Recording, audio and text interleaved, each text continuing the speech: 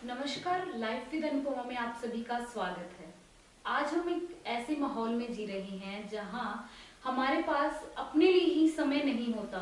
अक्सर हम देखने को मिलते हैं कि हमारी लाइफस्टाइल इतना बिजी हो चुका है कि हम अपने केयर के लिए, अपनी हेल्थ के लिए समय नहीं निकाल पाते। लेकिन आज मेरे साथ एक ऐसी हस्ती मौजूद है जो अपने लिए ही नहीं, अपने समाज के लिए भी टाइम निकाल रही हैं। अंजू डूमरा जी आज मेरे साथ है। बहुत बहुत स्वागत है मैम आपका। मैम, अक्सर होता है कि हम अपने लिए टाइम नहीं निकाल पा रहे आजकल, चाहे वो अपनी पर्सनल हेल्थ है, चाहे स्टडी है। लेकिन आप अपने साथ अपने हम देख रहे हैं कि आप बहुत फिट हैं और बच्चों के लिए टाइम निकाल रही हैं। बच्चों को मुख्य धारा जो हमारी शिक्षा है उसके साथ जोड़ने का काम कर रही हैं। तो मैम, कितने साल हो गए हैं ये आपको शिक्षा से जोड़ने का काम कर रही हैं बच्चों को? सबसे पहले तो थैंक यू, आपने मुझे इस लायक समझा कि मेरे से आप इस बारे में बात कर सकें। तो मुझे मेरे ख्याल से तो शायद 17-18 इयर्स हो गए हैं बच्चों को पढ़ाते हुए। मुझे ये लगा कि समाज ने जितना मुझे दिया है, मैं थोड़ा जितना भी कर सकती हूँ उसको थोड़ा वापस करूँ, सोसाइटी को गिव बैक करूँ। तो उसी ख्याल से मुझे लगा कि मुझे सोसाइटी के लिए कुछ करना चाहिए। तो फिर जो मेरे यहाँ पे यहाँ हमारे साथ में ही झुग्गी झोंपड़ी कॉलोनी है, वहाँ से जो भी काम करने आती थी औरतें, तो उनकी लड़कियां साथ आती थी। तो मुझे उनकी दशा देख के मुझे बहुत दुख होता था कि इनको बिल्कुल जरा भी पढ़ना लिखना नहीं आता, अभी भी अंगूठे के भरोसे ही हैं, कोई भी इनको बहुत जल्दी बेवकूफ बना सकता है। तो मैंने कहा क्यों ना शुरुआत की जाए कि इनको बेसिक हिंदी मैथ थोड़ा बहुत पढ़ना सिखा दिया जाए। तो फिर मैंने अपने घर पे ही शाम को उनको बुला के और पढ़ाना शुरू किया। मैम, आप हाउस वाइफ हैं तो कैसे वक्त निकाल पाना कितना मुश्किल रहा होगा उस टाइम में आपके लिए? देखो, वक्त का तो ये है कि जो आपके इंटरेस्ट होते हैं ना, या जो आपका पैशन होता है, आप वक्त उसके लिए निकाल ही लेते हो। तो जिनका पैशन होता है कि अपनी हॉबीज का, तो वो निकाल लेते हैं टाइम। जिनका पैशन होता है कि उनको शॉपिंग करने जाना है, वो टाइम निकाल लेते हैं, या किटीज विटीज ज्वाइन करनी है। तो मेरा पैशन ये था कि मुझे इन लड़कियों के लिए कुछ करना है ताकि ये अपने लायक हो जाएं, अपने पैरों पे खड़ी हो जाएं। मैम, जैसे अभी आपने बोला है कि किटी, आपका कभी मन नहीं किया, पोश इलाके में रहती हैं, आसपास भी होता होगा कि लेडीज इकट्ठा होकर किटी पार्टीज में जा रही, तो आपका कभी मन किया हो कि नहीं, मुझे ये इस पे स्टॉप करके किटी पार्टीज में जाना? नहीं, मैंने भी किट्टी पार्टीज काफी पहले डाली हुई थी। इतने साल मैंने शादी के बाद, आई थिंक 15 साल तो मैंने भी किट्टीज ज्वाइन की हुई थी। जब हमारा घर कहीं और था तो वहाँ मैं भी किट्टीज में जाती थी। तो लेकिन फिर जब यहाँ आए और ये हमारे घर के पास ही जो स्लम एरिया था, तो मैंने जब यहाँ की लड़कियों को देखा तो मेरे दिमाग में आया कि नहीं, अब बहुत हो गया, वो किट्टीज विट्टीज तो सब खत्म। अब ये एक नया शुरू करते हैं काम कि शिक्षा दान महादान। मैम, एक्चुअली ऐसा होता है कि जब भी हम कुछ नया करते हैं ना कोई इंसिडेंट रूप से जरूर जुड़ा होता है। तो आपका भी कोई ऐसा इंसिडेंट रहा हो कि हाँ, उसको देखकर आपके मन में आया कि हाँ, मुझे अब ये करना है? तो जो जैसे कि मैं बता रही हूँ कि हमारे घरों में जो काम करने आती हैं लेडीज, ये मोस्टली स्लम एरिया से ही आती हैं। तो इनकी लड़कियां इनके साथ आती थी। एक तो वो हमें देख के वैसे ही वो काफी चकाचौंध हो जाते थे कि अच्छा, और मैं कुछ पढ़ रही हूँ, है ना, या टीवी पे कुछ देख रही हूँ, या तो उनको समझ नहीं आता था। तो पर उनका मन करता था, मैं देखती थी कि पढ़ने का। तो मुझे लगा कि फिर इनको अगर स्कूल में नहीं भेज रही हैं इनकी मम्मियाँ की काम कराएं इनके साथ, तो मैं ये कहती थी कि काम खत्म करने के बाद तुम 1 घंटा मेरे पास लगाओ, मैं तुम्हें पढ़ना सिखाऊंगी। तो ऐसे धीरे धीरे शुरुआत हुई। तो वो 2-3-4 बच्चों से धीरे धीरे फिर आने लगे। और कितना का मुश्किल रहा उन बच्चों को पढ़ाना, क्योंकि स्लम एरिया से आ रहे हैं, आदत नहीं है, एकदम उनका इन्वायरमेंट बिल्कुल अलग है, तो कितना मुश्किल रहा? बिल्कुल मुश्किल तो था कि मतलब उनको शुरू शुरू में कुछ दिन के लिए तो एक्साइटमेंट होती थी, मोस्टली 70-80% बच्चों को कि जाएं। फिर 2-4 दिन 5-7 दिन के बाद उनको पढ़ाई करनी मुश्किल लगने लग जाती थी, क्योंकि उनके घर का भी माहौल नहीं था और उनके घरों में भी उनको कोई कहने वाला नहीं था कि पढ़ना है पढ़ना है, क्योंकि उनकी मदर्स काम पे आ जाती थी तो घर के काम लड़कियों को ही करने पड़ते थे, चाहे वो छोटी सी हैं तो भी घर के काम वही लड़कियां ही करती थी।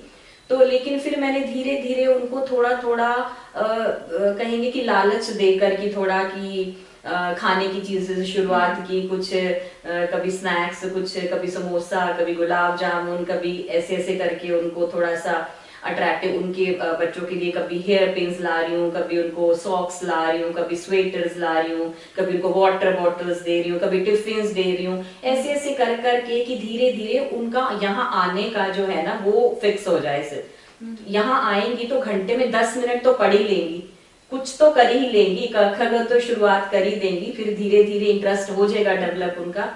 तो ऐसे करके फिर मैंने शुरुआत करी उनको लालच दे दे के। जैसे मुझे, मेरे लिए, मैं अपना पर्सनल एक्सपीरियंस बताती हूँ, मेरे लिए किसी को समझाना बहुत मुश्किल होता है कि मैं नहीं समझा पाती हूँ, तो उन बच्चों को मतलब स्टार्टिंग से मतलब उसका बेस बनाना कितना मुश्किल रहा होगा आपके लिए? हाँ थोड़ा मुश्किल तो था, पर जैसे कि मैं बता रही हूँ, कुछ प्यार से, कुछ डांट के, कुछ उनको ये लालच दे के कि अच्छा ये आज करके जाओगे तो तुम्हें कल ये मिलेगा, या कल कल तुम्हें पढ़ाई नहीं कराऊंगी, कल डांस होगा, मतलब जैसे, या कोई फेस्टिवल थोड़े थोड़े हर हफ्ते 10 दिन बाद में कुछ ना कुछ उनके साथ सेलिब्रेशंस होती थी। मेरे बर्थडेज भी मैं इतने साल से बच्चों के साथ ही मना रही हूँ, दिवाली भी यहाँ बच्चों के साथ मनाती हूँ, इंडिपेंडेंस डे है, कोई भी फेस्टिवल होता है ना वो बच्चे आ जाते हैं सुबह सुबह मेरे पास कि चलो मैम करते हैं।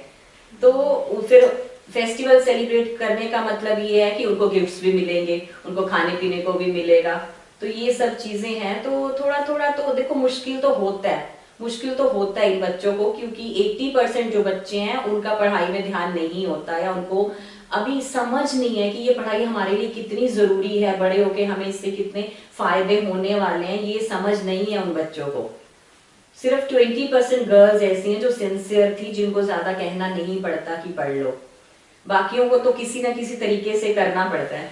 अंजू जी, हम बात करें कि जैसे आपने बताया कि बहुत मुश्किल रहा आपके लिए वो दौर, कभी ऐसा लगा होगा कि नहीं बस बहुत हो गया, अब नहीं होगा मुझसे, ऐसा कुछ मन में कभी भी आया हो?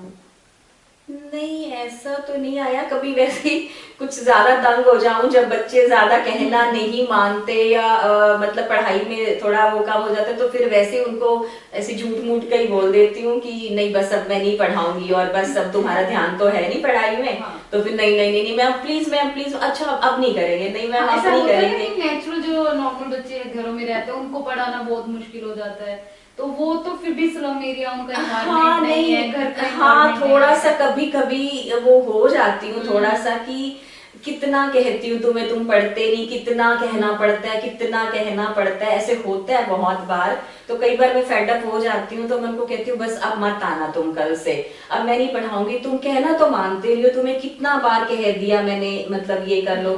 फिर उनको थोड़ा फील होता है, फिर नहीं मैम प्लीज, नहीं मैम अब हम नहीं तंग करेंगे आपको मैम, वो मेरे को छोड़ना ही नहीं चाहते बच्चे, क्योंकि जो उनको यहाँ मिलता है ना वो उनको घर में नहीं मिलता, क्योंकि यहाँ टोटली आके उनका एक तरह से ना आप मानो पिकनिक जैसा होता है, यहाँ पे आके उनका माहौल जो है ना पिकनिक वाला माहौल होता है उनका, कि घर ऐसा, ग्रीनरी ऐसा, एटमॉस्फेयर, फिर वो डांस वांस भी करती हैं, बातें भी करती है, गेम्स भी करते हैं हम। अब मैं आपको दिखाऊं, उन्होंने जो मेरे लिए ग्रीटिंग कार्ड्स जो कार्ड्स बना के जो लाती हैं मेरे लिए, मेरे बर्थडे पे 10 दिन पहले शुरू हो जाती हैं, और जैसे टीचर्स डे पे, इस दिवाली के कार्ड्स, बहुत क्रिएटिव हैं वो बच्चे, उनको सिर्फ एक डायरेक्शन की जरूरत है। डांस इतना अच्छा करती हैं, मेहंदी इतनी अच्छी लगाती हैं वो, और ये कैंडल्स वैंडल्स दिया बनाती हैं, डेकोरेट करना, कार्ड्स बनाने, मतलब बहुत अच्छी हैं, ऐसी बात नहीं है बच्चे, बस उनको एक थोड़े पेशेंस चाहिए उनके साथ। हाँ मैम, तो अभी आपने जैसे बताया हमें कि बहुत क्रिएटिव हैं, तो उनमें से कुछ ऐसे बच्चे आगे भी गए होंगे जिन पे आपको आज भी प्राउड होता हो? हाँ कुछ बच्चे जो हैं वो अलग अलग कोर्सेज में गए हैं, जैसे ये ITI में भी कुछ गर्ल्स गई हैं, और कॉलेजेस में BA BSc भी कर रही हैं कुछ गर्ल्स। बाकी कुछ पार्लर मैंने ही लगवाया है उनको, काफी अच्छे ब्यूटी पार्लर्स में उन्होंने काम कर रही हैं जिनको शौक था। जैसे कुछ जो है वो वेडिंग्स पे जाके मेहंदी का काम उन्होंने शुरू किया, मेहंदी आर्टिस्ट बन गई हैं, ऐसे भी हैं। अंजू जी, आपको 18 साल जैसे हो चुके हैं, तो उनमें सिर्फ आप गर्ल्स को स्टडी दे रही हैं, तो ऐसा क्या मतलब सोचा आपने कि सिर्फ गर्ल्स को देना है, बॉयज को नहीं? हाँ, क्योंकि मुझे ये लगा कि इनके पेरेंट्स जो हैं वो इनके बॉयज के बारे में ही सोचते हैं। उनको लगता है कि गर्ल्स को तो पढ़ाई की जरूरत नहीं है, वो तो बस काम, घर का काम करें और हमारे साथ काम कराने जाएं। तो गर्ल्स को तो वो बॉयज को तो किसी न किसी तरह पढ़ा ही देते हैं, स्कूल्स भी भेजते हैं और ट्यूशंस के लिए भी उनको पैसे दे देते हैं, लेकिन इन गर्ल्स को पैसे देने वाला कोई नहीं है। इवन आप मानोगे नहीं, जो गवर्नमेंट इनके अकाउंट्स में पैसे डालती है स्कूल्स में, तो वो भी इनके जो पेरेंट्स है ना वो घर के काम के लिए यूज कर लेते हैं। ये बच्चे स्कूल जाते हैं मोस्टली, क्योंकि स्कूल तो आजकल ये हो गया ना कि सरकार ने इनको लालच दे दिया कि भाई अकाउंट में पैसे आएंगे ना जब से, तो तब से तो नाम सभी के स्कूल में लिखे हुए हैं, जाए ना जाए वो अलग बात है, पर नेम्स सभी के हैं स्कूल्स में, तो वो हर साल अगली क्लास में तो चढ़ जाते हैं बच्चे, चाहे स्कूल जाए या ना जाए। अनु जी, इतने साल हो गए हैं समाज सेवा करते हुए, फैमिली की तरफ से कोई दिक्कत आई हो? हाउस वाइफ हैं, कभी बच्चों ने या कभी हस्बैंड ने बोला हो कि नहीं हमारे लिए टाइम निकालो आप? नहीं नहीं, ऐसा कभी भी नहीं हुआ। फैमिली का सपोर्ट, पूरा पूरा सपोर्ट, फैमिली तो प्राउड फील करते हैं। तो मैम आगे भी इसको कंटिन्यू करने के लिए, बच्चों से जोड़ने के लिए क्या कुछ आप प्लान कर रही हैं? ये तो कंटिन्यू रहेगा ही जब तक कर पाऊंगी, ये तो कंटिन्यू रहेगा ही। बाकी वैसे मेरा एक ड्रीम है, मैं चाहती हूँ कि कुछ लोग और साथ जुड़े और एक बड़े स्केल पे इसको, एक लार्ज स्केल पे किया जाए, कहीं पे प्रॉपर एक स्कूल ऐसा इवनिंग क्लास खोली जाए जहाँ पे और इनको बच्चों को जो है वो हम काम और चीजें करा सके, इनको वोकेशनल ट्रेनिंग भी दे सके थोड़ी सी और। तो देखते हैं। वो अकेले ही खोलने का मन है या किसी टीम को साथ लेकर चलेंगे? नहीं, टीम के बिना तो कुछ नहीं हो सकता, टीम तो चाहिए, अकेले तो आप नहीं कर सकते ये सब चीजें। तो ऐसे लोग भी चाहिए जो इनको आके जो खुद ट्रेंड हो किसी ना किसी वोकेशनल सर्विस में और इनको सिखा सके, ऐसे लोग भी चाहिए। कुछ ऐसे लोग भी चाहिए कि जो डोनेट कर सके, हर तरह के लोग चाहिए। मैम, इतने सालों में कोई ऐसा एक्सपीरियंस रहा हो बच्चों को देखकर, आपको कोई कुछ समाज के लिए ऐसा लगा हो कि नहीं ऐसा नहीं होना चाहिए या ऐसा होना चाहिए? हाँ, मतलब इन लड़कियों को देख के मुझे ये लगता है कि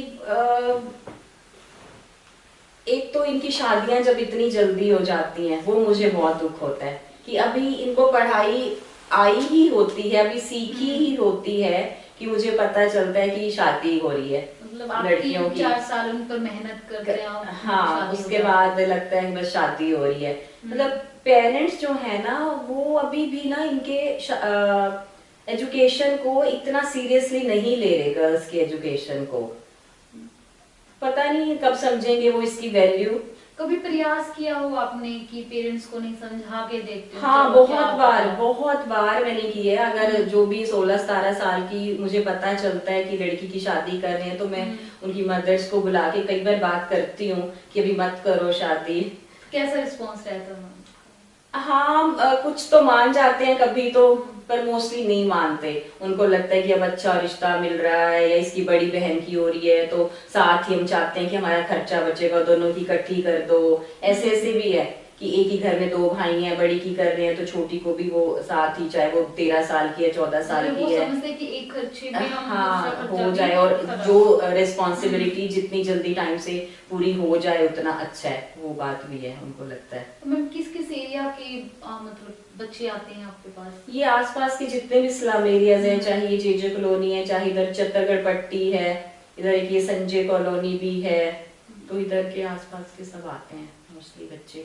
अब तो वो मतलब इतनी दूर दूर तक सबको इतने सालों में पता ही चल गया है, तो जो लोग नए भी आती हैं यहाँ पे तो वो आते जाते, मेरी बहन जरूर वो आकर के आती है, मेड जो नई लगती है यहाँ पे, तो मैम हमें पता चला आप बच्चे पढ़ाते हो, हमारे बच्चे पढ़ा दोगे? तो मैं कहती हूँ क्यों नहीं, बिल्कुल भेजो। तो अच्छा लगता है। थैंक यू मैम, आपसे बात करके मुझे सच में बहुत अच्छा लगा और आप सबको भी होपफुली कि बहुत अच्छा लगा होगा कि आज जिनके पास टाइम नहीं है वो अपने लिए कुछ नहीं कर रहे, लेकिन मैम समाज के लिए बहुत कुछ कर रही हैं बच्चों को शिक्षा देने के लिए। तो इसी के साथ मैं आपसे लेती हूँ अलविदा। धन्यवाद।